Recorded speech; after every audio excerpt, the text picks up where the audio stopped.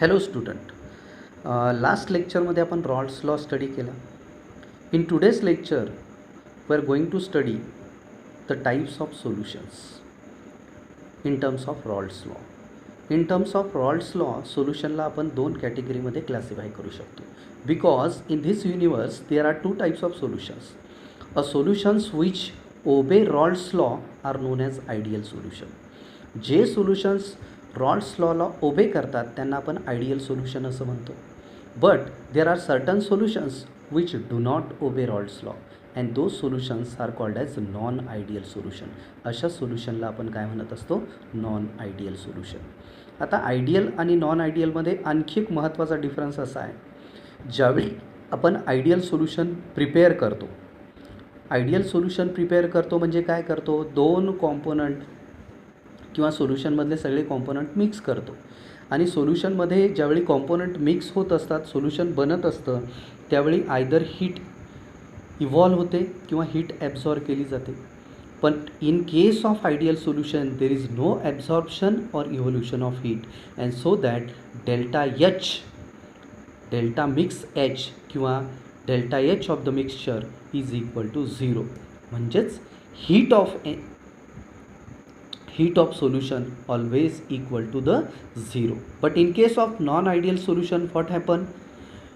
During the preparation of solution, either there is evolution or absorption of heat, and so that delta H is either equal to positive or negative, that is never be 0. Delta H never be equal to 0. Enthalpy of the solution never be 0. It will be either positive or negative. तिसरी गोष्ट, during the preparation of solution volume change also becomes 0.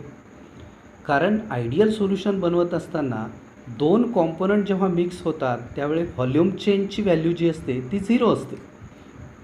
But in case of non ideal solution what happen? There can be a change which can be seen. तिथे आपल्याला change पाहायला मिळू शकतो. म्हणजेच delta व्हीची value ही आयदर पॉझिटिव्ह किंवा negative असू शकते. It never be 0. ती 0 असू शकेल का? नाही. तिसरा महत्त्वाचा फॅक्टर इथे जर पाहिला तर कुठलंही सोल्युशन तयार होत असताना तिथे इंटरॅक्शन होत असतात. पहा, there are 3 types of interaction which are carried out during the preparation of solution. The first interaction is solute interaction, second interaction is solute solvent interaction, and third interaction is solvent interaction. आता या तिन्ही इंटरॅक्शनचं जर comparison केलं तर ideal सोल्युशनमध्ये ह्या तिन्ही interaction similar व्हॅल्यूजमध्ये असतात, म्हणजे कंपॅरेबल असतात. जेवढी सोल्यूट इंटरॅक्शन असेल तेवढी सोल्यूट सॉल्व्हंट इंटरॅक्शन असेल, तेवढी सॉल्व्हंट इंटरॅक्शन असेल. बट इन केस ऑफ जर आपण कंपेअर केलं नॉन आयडियल सोल्युशनला, in case of non-ideal solution solute-solvent interaction is always greater than the solute-solute and solvent-solvent interaction. पण solute-solute आणि solvent-solvent interaction पेक्षा solute-solvent interaction ही नेहमी कशी असेल? Greater in case of non ideal solution. आणि सगळ्यात महत्त्वाचा फॅक्टर म्हणजे व्हेपर प्रेशर. जर आपण व्हेपर प्रेशरचा विचार केला आयडियल सोल्युशनच्या, तर आयडियल सोल्युशनचं व्हेपर प्रेशर हे नेहमी कॉम्पोनंटच्या व्हेपर प्रेशरच्या मध्ये असतं. It lies between the vapour pressure of the components in a pure form. Pure फॉर्ममध्ये जे कॉम्पोनंट्स असतात त्यांच्या व्हेपर प्रेशरच्या इन बिटवीन आपल्याला ते व्हेपर प्रेशर पाहायला मिळेल सोल्युशनचं. पण नॉन आयडियल सोल्युशनमध्ये vapour pressure of the solution is either greater, एक तर व्हेपर प्रेशरची सोल्युशनची व्हॅल्यू ही ग्रेटर असेल किंवा लेस असेल as compare to the vapour pressure of the components in a pure form. Pure फॉर्ममध्ये असलेल्या कॉम्पोनंटच्या व्हेपर प्रेशरपेक्षा एक तर जास्त असेल किंवा कमी असेल.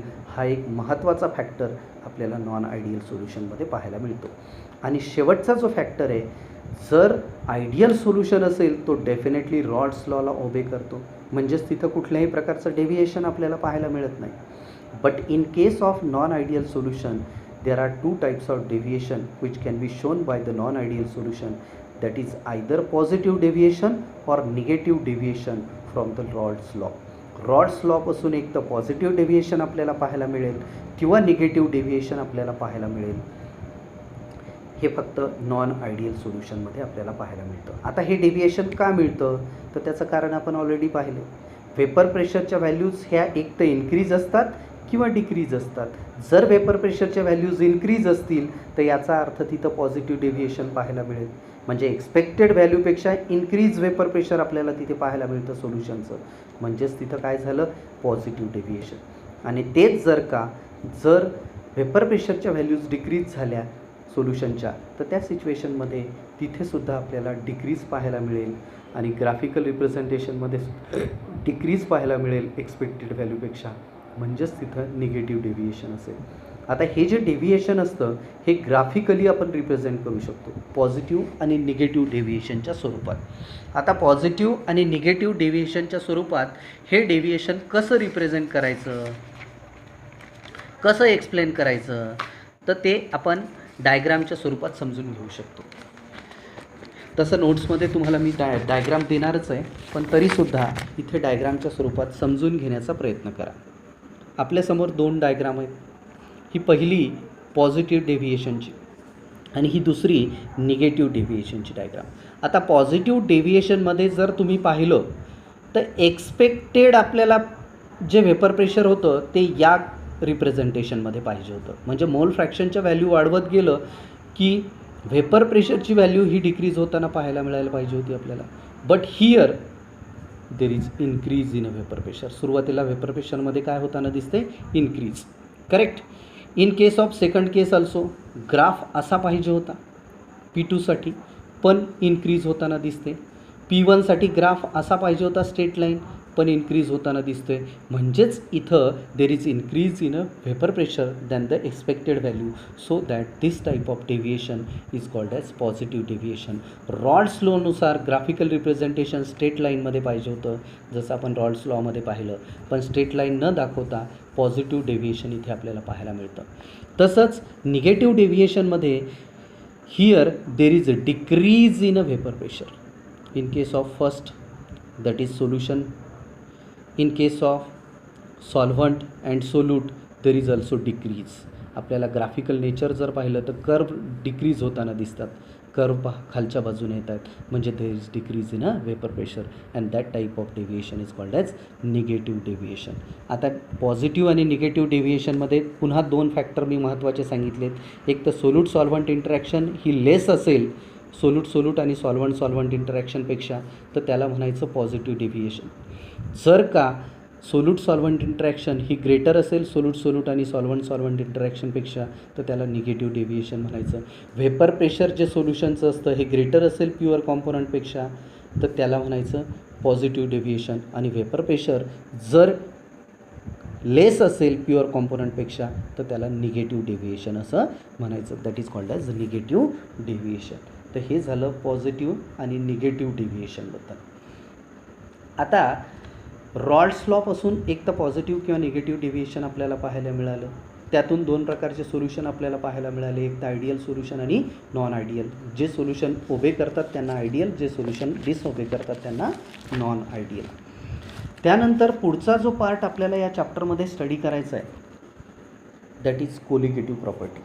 आता कोलिगेटिव्ह प्रॉपर्टी म्हणजे नेमकं काय हे पण समजून घेणं फार महत्त्वाचं आहे. ॲक्च्युअली कोलिगेटिव्ह हा जो शब्द आहे हा कोलिगेटस शब्दापासून तयार झाला आहे.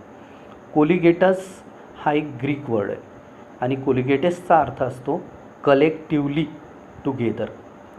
कोलिगेटसचा अर्थ काय होतो, कलेक्टिव्हली टुगेदर. कलेक्टिव्हली टुगेदर म्हणजेच सोल्युशनजवळ अशा काही प्रॉपर्टीज असतात त्या टुगेदरली किंवा कलेक्टिव्हली ॲपियर होत असतात. म्हणजे एक प्रॉपर्टी जर ॲपियर झाली तर ॲटोमॅटिक बाकीच्या प्रॉपर्टीजसुद्धा त्या सोल्युशनमध्ये ॲपियर होताना आपल्याला दिसतात.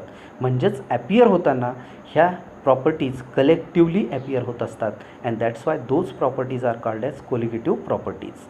आता कोलिगेटिव्ह प्रॉपर्टीजची स्टँडर्ड डेफिनेशन काय सांगते, there are certain properties of the solution which depends on the number of solute particle.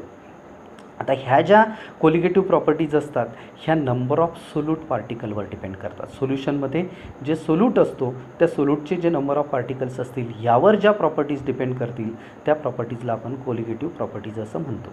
But these properties does not depend on nature of the solute particle. Solute कुठला आहे, त्याचं nature काय हे महत्त्वाचं नाही आहे, फक्त त्यांचा काउंट महत्त्वाचा आहे. The number of solute particle महत्त्वाचे आहेत.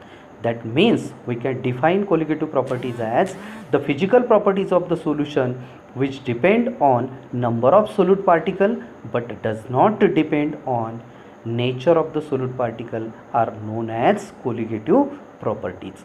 And there are 4 colligative properties. इथे 4 colligative properties आपल्या स्टडीला आहेत. Which are those 4 colligative properties? The first one, that is lowering of vapor pressure किंवा vapor pressure lowering. vapor pressure मध्ये होणारी decrease. ज्यावेळी solution तयार होतं, जर व्हेपर प्रेशरमध्ये डिक्रीज झाली तर सोल्युशनची पहिली प्रॉपर्टी ॲपियर होते, जिला लोअरिंग ऑफ व्हेपर प्रेशर म्हणायचं, जिला डेल्टा पीनं डिनोट केलं जातं. सेकंड प्रॉपर्टी जी आहे, that second property is elevation in boiling point किंवा बॉइलिंग पॉईंट इलिव्हेशन. इलिव्हेशन या शब्दाचा अर्थ असतो इन्क्रीज. जर सोल्युशन प्रिपरेशनमध्ये सोल्युशनचा बॉइलिंग पॉईंट इन्क्रीज होत असेल दॅन प्युअर कॉम्पोनंट, तर त्यावेळेस जी प्रॉपर्टी ॲपियर होते तिला इलिव्हेशन इन बॉइलिंग पॉईंट किंवा बॉइलिंग पॉईंट इलिव्हेशन म्हणायचं. त्यानंतर थर्ड प्रॉपर्टी आहे ज्याला आपण म्हणत असतो डिप्रेशन इन फ्रीजिंग पॉईंट किंवा फ्रीजिंग पॉईंट डिप्रेशन. आता फ्रीजिंग पॉईंट डिप्रेशन म्हणजे काय? डिप्रेशनचा अर्थ डिक्रीज. सोल्युशन प्रिपेअर झाल्यानंतर सोल्युशनचा फ्रीजिंग पॉईंट हा प्युअर कॉम्पोनंटपेक्षा डिक्रीज होताना जर आपल्याला ऑब्झर्व झाला तर जी प्रॉपर्टी ॲपियर होते तिला म्हणायचं depression in freezing point. And the last and fourth colligative property that is osmotic pressure. आता ऑस्मॉटिक प्रेशरचं एक्सप्लेनेशन डिटेलमध्ये आपण नंतर पाहू, पण पहिल्यांदा लक्षात ठेवा कोलिगेटिव्ह प्रॉपर्टी म्हणजे काय. कोलिगेटिव्ह प्रॉपर्टी म्हणजे the properties physical properties of the solution which depends on number of solute particle but does not depend on nature of the solute particle. And there are 4 colligative property. First one, lowering of vapor pressure किंवा vapor pressure lowering. Second one, elevation in boiling point किंवा boiling point elevation. Third one, depression in freezing point किंवा freezing point depression. And fourth one, that is osmotic pressure. चौथी property असते osmotic pressure. ते ह्या चारही properties आणि यांची definition तुम्हाला पाठ असली पाहिजे, कारण बोर्डसाठी हे फार महत्त्वाचं आहे. बोर्डमध्येही विचारू शकतात किंवा नीट CETमध्ये सुद्धा यावर क्वेश्चन रेज केला जाऊ शकतो. आता 4 प्रॉपर्टीमध्ये थोडंसं कन्फ्यूज कुठे होतं, इलिव्हेशन इन बॉइलिंग पॉईंट आणि डिप्रेशन इन फ्रीजिंग पॉईंट. तर इथे लक्षात राहिलं पाहिजे इलिव्हेशन म्हणजे इन्क्रीज ही बॉइलिंग पॉईंटमध्ये होत असते आणि डिप्रेशन हे फ्रीजिंग पॉईंटमध्ये होत असतं. कारण कन्फ्युजनमध्ये कधीकधी आपलं डिप्रेशन इन बॉइलिंग पॉईंट आणि इलिव्हेशन इन फ्रीजिंग पॉईंट होतं, तर असं होऊ देता कामा नये. ते तुम्ही क्लिअरली लक्षात ठेवावं. Depression in freezing point, elevation in boiling point, lowering of vapour pressure and osmotic pressure, these are the 4 colligative properties. तर हा पार्ट आज जो आपण स्टडी केला आहे हा पण फार महत्त्वाचा आहे, तो व्यवस्थित स्टडी करून घ्या. याच्या नोट्ससुद्धा मी टाकणार आहे आपल्या ग्रुपवर, त्या नोट्स व्यवस्थित पाहून घ्या. तर आज इथे आपण थांबू आणि याच्यावर कुठे काही डाऊट्स वगैरे असतील तर आपल्या ग्रुपवर व्हॉट्सअप मला करू शकता, तुम्ही कॉल करू शकता आणि बोलू शकता. ठीक आहे. Have a nice day. Thank you.